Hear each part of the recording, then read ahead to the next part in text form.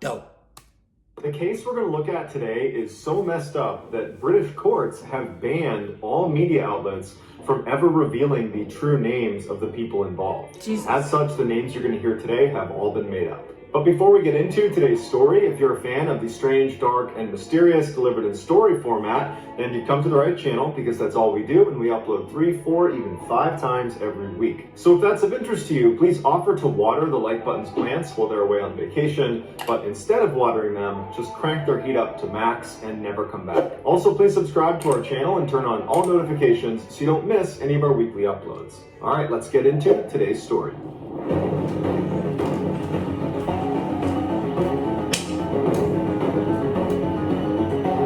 Dice roll.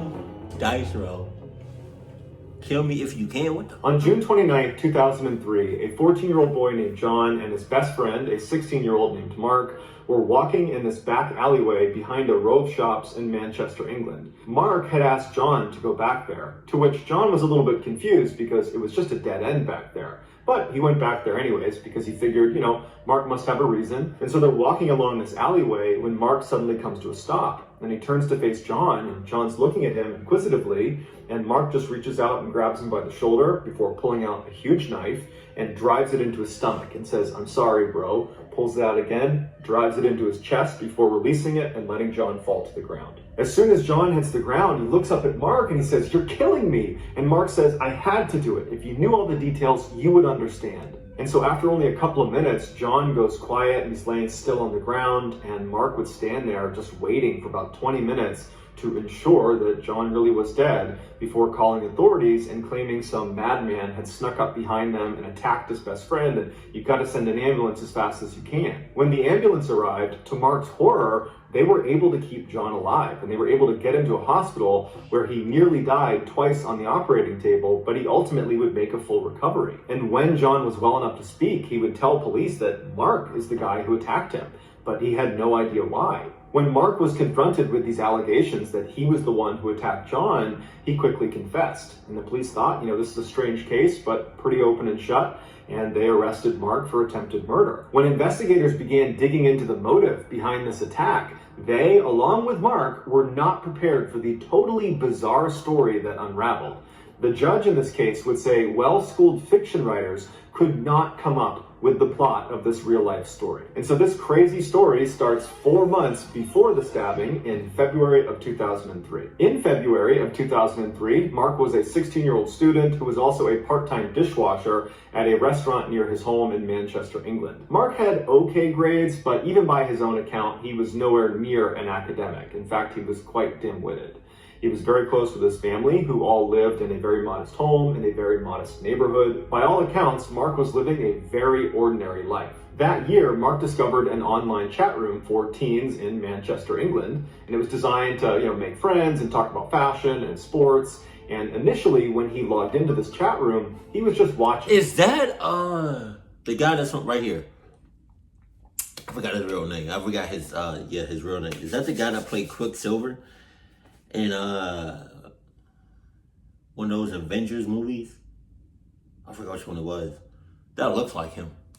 Wasn't really participating, but over time he became a very active user, and in fact became totally obsessed with this chat room and basically put everything else in his life on the back burner to the point where his grades were tanking and he was staying up all night. This really took over his life. Also in February of 2013, John was a 14-year-old student who lived in Manchester, England, but not near Mark, and at this point he had not met Mark yet. He was incredibly intelligent and polite and charming, and he was an excellent, excellent student, and he went to a very, very prestigious school. But while John's academic life was going really well, his home life was kind of in shambles. His mother had a series of really crappy boyfriends that always left, and they always left her feeling very depressed. And it was just a very sad environment around his mother. And John, unfortunately, had grown up believing one of his mother's ex-boyfriends was his biological father. And even though this boyfriend had abandoned the family, John at least knew who his dad was. But it would turn out his biological father had actually abandoned him when he was a brand new baby, and he had no way of figuring out who his dad even was. John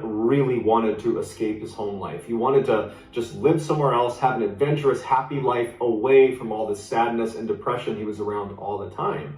And so it was in that frame of mind that he discovered this chat room, the same one that Mark had discovered. Although they don't know each other yet, they're both entering the same chat room. John's initial interest in this chat room was not nearly as high as Mark's was. Mark pretty much immediately became obsessed with being in this chat room. John was a little bit more reserved, but his mom purchased a laptop for him, which suddenly gave him 24/7 access to this chat room, and he found... I gotta say, I kind of see where this is going. I get it. You know, this is your gateway. This is your escape, you know, from your reality. But at the same time, I felt like this shit is clucking with you in bad ways. So I would say, you know, watch out for the cluck signs and all of that. But it seems like you're already on the road to that shit. Himself going on there all the time, to the point where he was staying up all night and even skipping meals just so he wouldn't have to leave his screen even for a few minutes. The main focus of this chat room was supposed to be sports and movies and entertainment, but the real reason teenagers were flocking into this particular chat room was to flirt with each other. And Mark and John were no different. They both really enjoyed, you know, these flirtatious interactions they were having with different girls on this chat room. But is it though? Is it girls? No, I'm not saying, you know what I mean? Who you cluck with, who you messing around with, whether it's the same sex or different sex.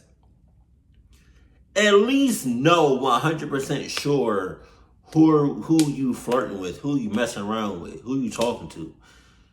Because you could be thinking you talking to the opposite sex, but it's really the same sex.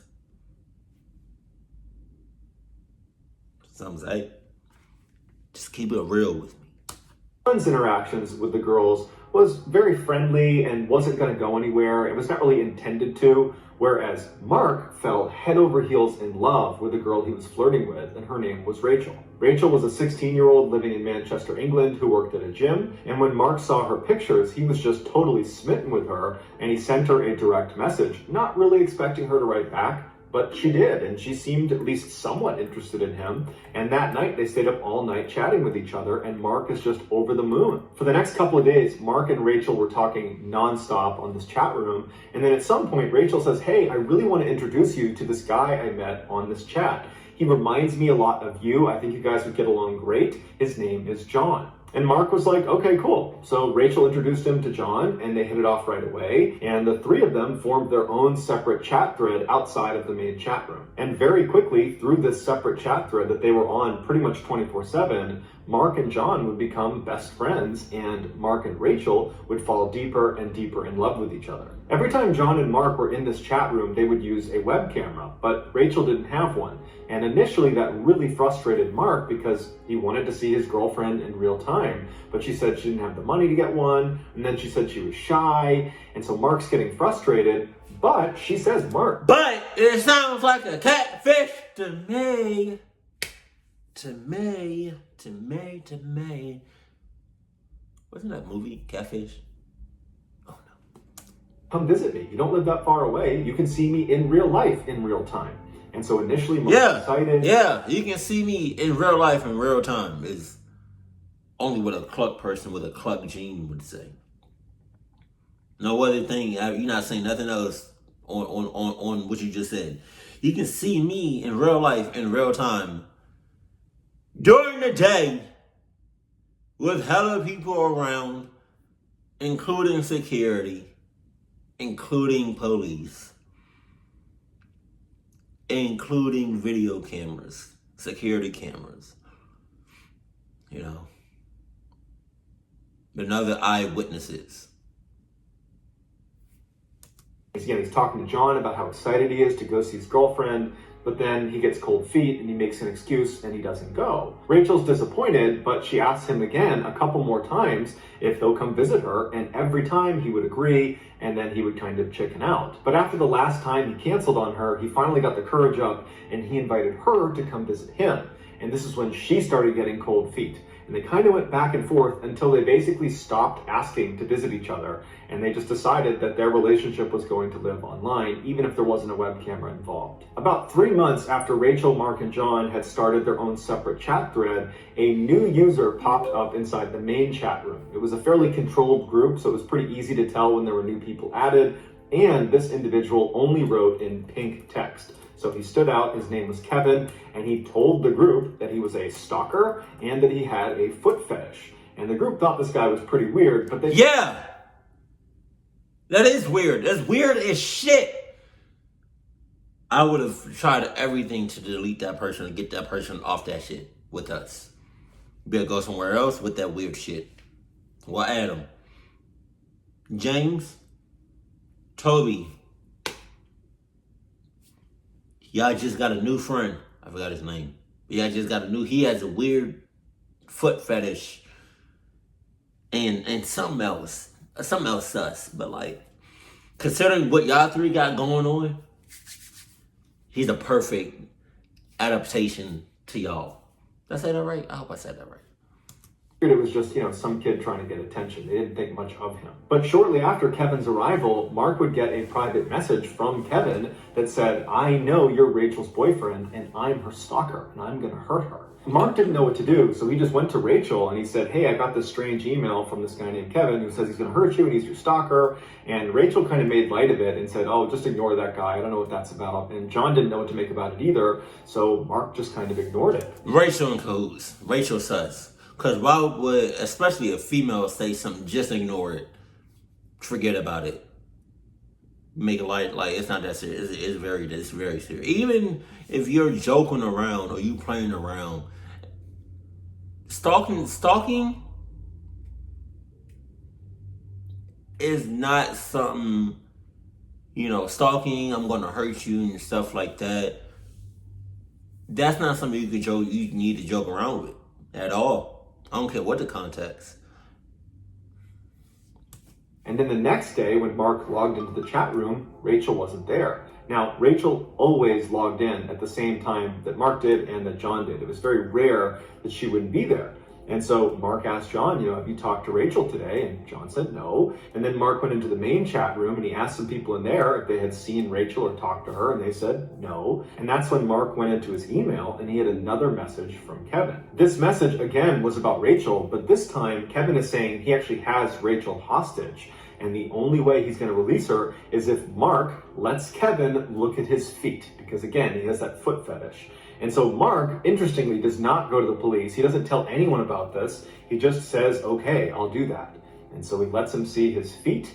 And then Kevin writes back saying, "Okay, I've released Rachel." Later that day, Rachel came back online and she thanked Mark for what he did, but she felt really bad that he had to be kind of humiliated in that way. And she said, "You know what? We really need to meet up. We need to see each other face to face. I want to apologize to you and give you a hug." And so they decide the next day they're going to meet up finally in town together. But the next day when Mark went to the rendezvous point, Rachel didn't show. In fact, after this missed meeting, Rachel never contacted Mark again. She just vanished. When Mark got back to his computer, he asked John, "Have you talked to Rachel?" And he said no. And again, he went into the main chat room and he asked around and no one had heard from Rachel. And then a couple of days later, after just continued silence from Rachel, and Mark's really upset about this, he notices a rumor being passed around in the main chat room about how apparently one of the members of this chat room abducted and killed another member of the chat room.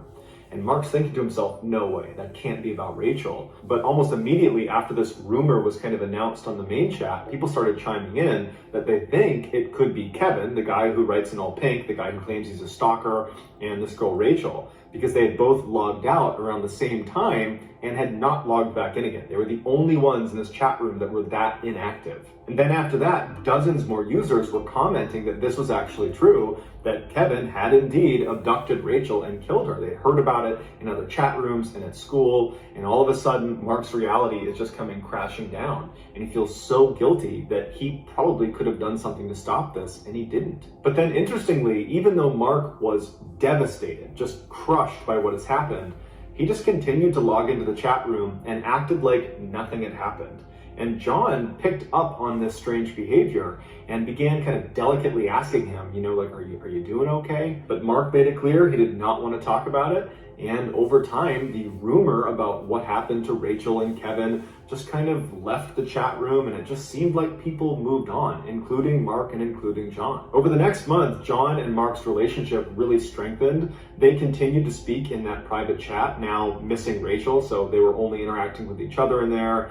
And they even began meeting up in person and hanging out in real life. About a month after Rachel's disappearance, a new person popped up in the main chat. It was a woman. Her name was Janet, and she wrote in all capitals, and she reached out to Mark. And she said, "Wrote in all caps, you sus."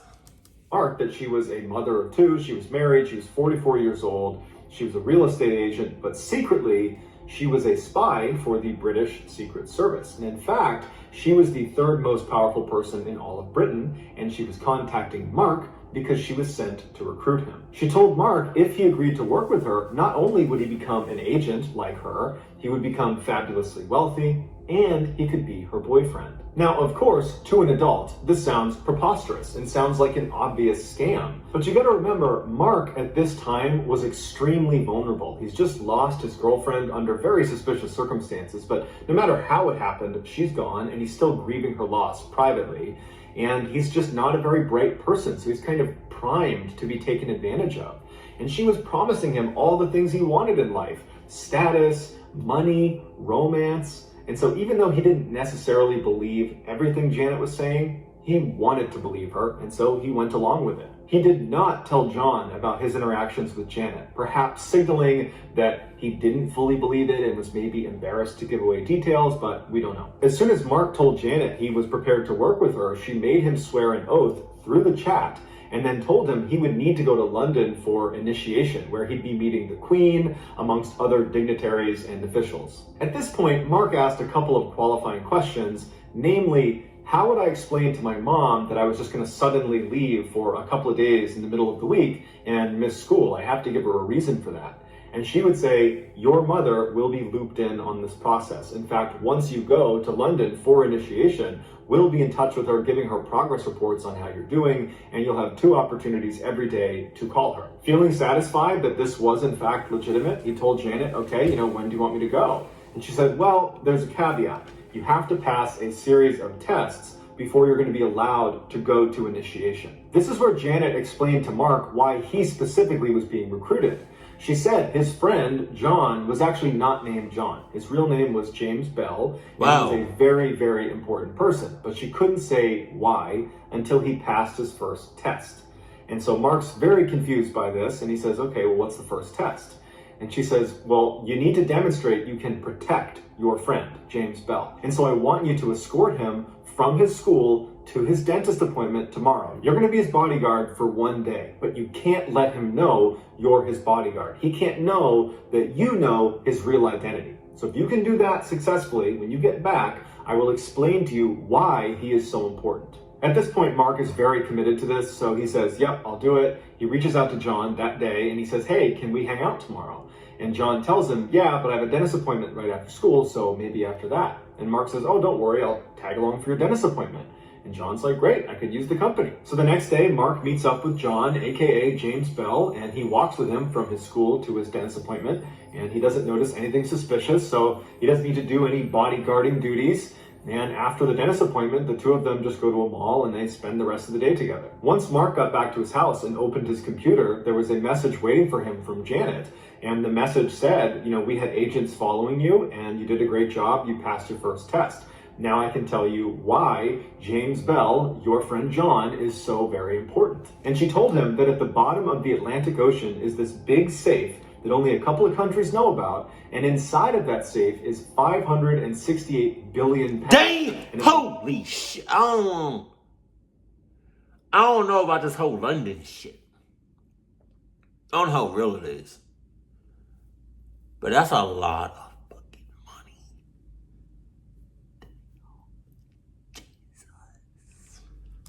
Belongs to the Queen, but only one person has access to that safe. And that person is James Bell. Literally, his body would need to be in front of the safe for its special scanner to scan him, recognize it as James Bell, and then it would open its door. Despite its implausibility, Mark believed this was real. Not so much because he naturally believed the safe at the bottom of the Atlantic Ocean was real, But it was because he totally believed Janet was real.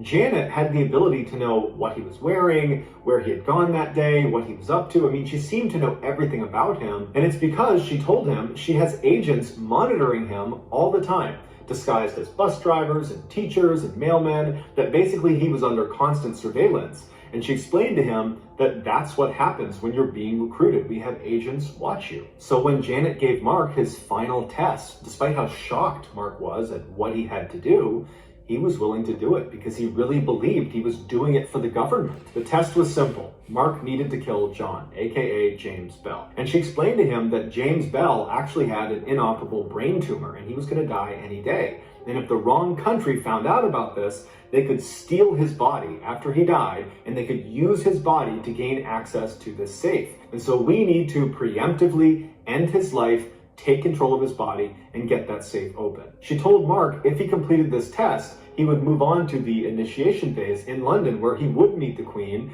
and he would get his first paycheck of £80 million and he would officially become Janet's boyfriend. Mark is in so deep at this point, he is fully committed and he says, yes, I'm prepared to do this. And she says, okay, your new name is Agent 47695 and you need to go buy a large knife. She said there was going to be an abort code for this test, which was going to be 6969. And if at any point he hears anybody say that to him on the day he's supposed to carry out this attack, that means it's off and do not do it. So on June 29, 2003, around 11 a.m., Mark and John, aka Agent 47695 and James Bell, met at a bus station in Manchester. Mark took John down the alleyway that Janet had instructed him to go down to commit the stabbing, and she had assured him she would be one of the first people to arrive on scene. She would be dressed as a detective, and she would ensure he did not get arrested.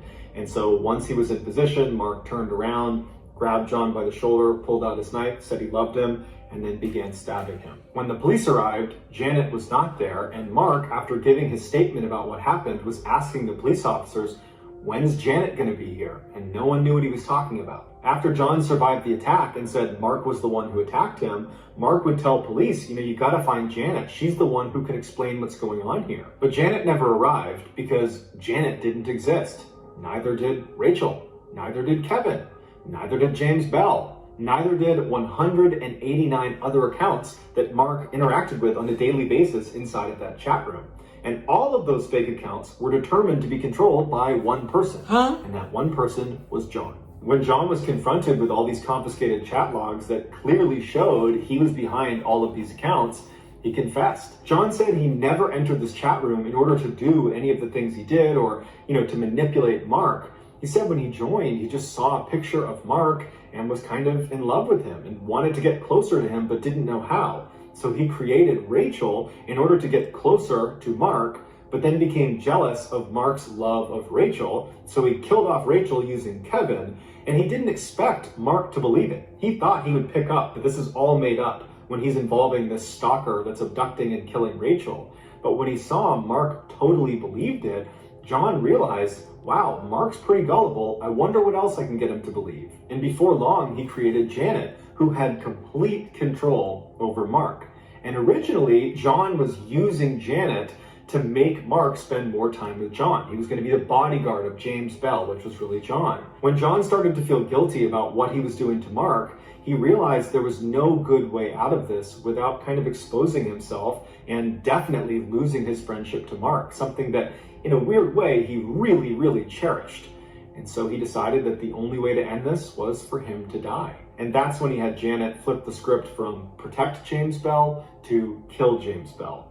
And even on the day where he was going to get attacked, he had given that abort code. So maybe some part of him thought, I don't necessarily want to go through with this.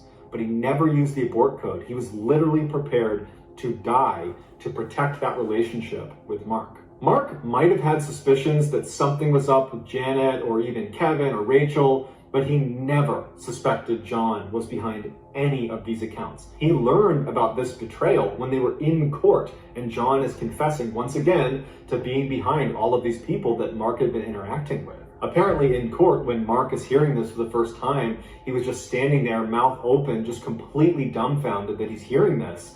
and then he would say afterwards, "I've been such a fool." Mark was convicted of attempted murder, but he only spent 8 months in jail, and then he was given a 2-month probationary period where during that time, he could only go on the internet with supervision, and he wasn't allowed to enter into any chat rooms. John was convicted of inciting his own murder, which no one else has ever been charged with, so this is a first. And he was not given any jail time, but he was given 3 years of probation, where in that time, he was not allowed to use the internet without supervision, and he also was not allowed to enter into any chat rooms. And both boys were told they had a permanent restraining order on the other. So for the rest of their lives, they will never interact. So that's going to do it, guys. If you found the secret in today's episode, let us know in the comments what it is and where you found it. So give us the timestamp. And if you're the first to do that, we will pin you at the top of the comments section. If you enjoyed today's video and you haven't done this already, please offer to water the Like Button's plants while they're away on vacation. But as soon as they leave, instead of watering their plants, just crank the heat up and don't come back. Also, please subscribe to our channel and turn on all notifications so you don't miss any of our weekly 3, 4, even 5 video uploads. If you want to get in touch with me, you can direct message me on Instagram or on Twitter. My username for both platforms is the same. It's JohnBallin416. I also have a ton of content over on TikTok where my username is Mr. Ballin. If you have a story suggestion, please submit it to our subreddit just called Mr. Ballin. It's linked in the description below. So whether I see you on Instagram, Twitter, TikTok, Reddit, YouTube, or some combination, just know that I really appreciate your support. And until next time, that's going to do it. See ya. My ass. They both should have got life in prison. What the hell? God damn. I can't. That's ridiculous.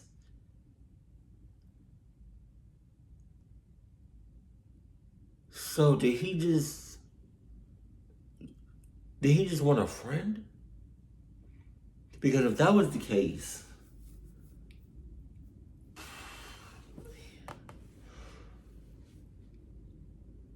to do all of that just so you can, I don't remember everything he said. I'm just trying to get the gist of it, but like,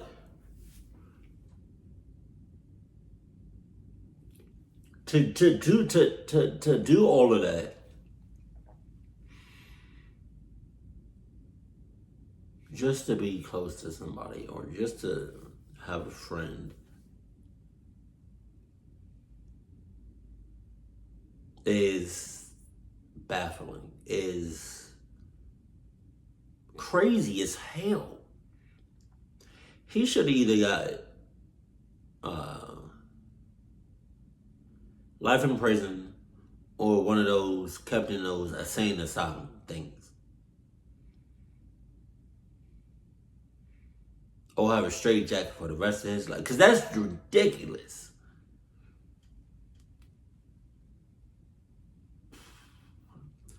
I know, hey, some of y'all probably have like some things going on in your life and you trying to find a gateway. This ain't it. What he did is not it whatsoever. There's other gateways of dealing with stuff. There's other, not even a gateway. There's normal, safe, really good things that you can do to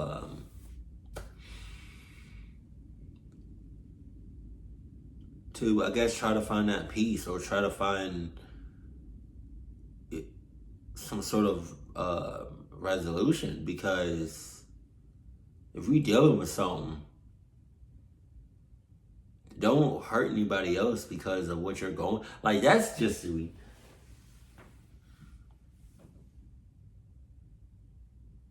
My condolences. God damn. Jesus. If I was the guy, like the guy that he stabbed, and I survived, I know we don't got, I know they got permanent restraining orders, but like, if I ever see you in person, I am clucking you up on sight. Keep it cool, keep it classy, and I love you. Stay happy.